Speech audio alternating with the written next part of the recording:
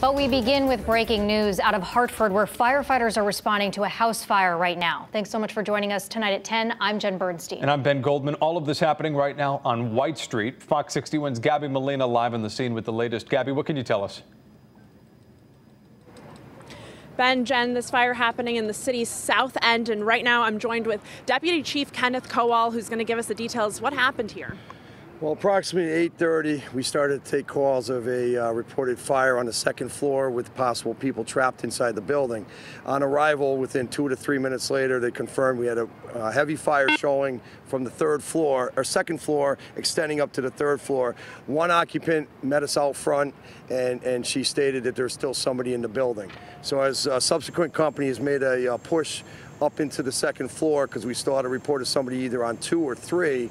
The companies, within 8 to 12 minutes of being on scene, did locate another party trapped on the second floor, removed her to the outside, immediately started CPR. So between our company and Aetna Ambulance, who was on scene, transported her to Hartford Hospital, and I just got a report before coming down here that she's listed in stable condition. She did wake up upon arriving to the hospital, and she took in a lot of smoke and superheated gas. It was pretty hot up there. It extended up from 2 to 3, and everybody at that point on the first floor had gotten out as well. So were there only 2 people inside the home, or more than 2 people inside the home? At this point, 2 people. We're being told that 2 people lived in the house, and one had made it out on her own, and the second was located in the second floor bathroom. And we saw an animal control van right down the street. Were there some animals that you also had to get out of the home? Yes, we had two pit bulls that were located on in the basement. They were in the basement. So once the smoke conditions warranted us removing them, we removed them out to the backyard, and within 10 or 15 minutes, animal control showed up and took possession of the animals.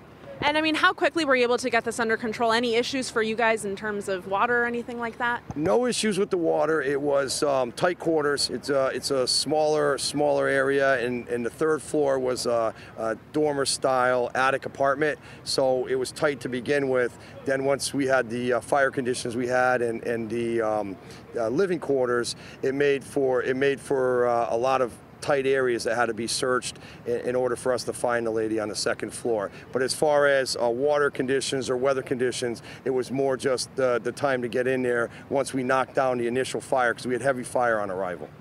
And where do we go from here in terms of the investigation? Any idea how this fire started? No, unsure how it started. The marshals, along with the building department, they're on scene. The investigation is started, and it will be ongoing probably throughout the night. They're going to follow up with the one occupant that got out. I know they were questioning her. She might be getting transported for some smoke inhalation, but up until the tail end, she was on scene with family members that arrived to comfort her.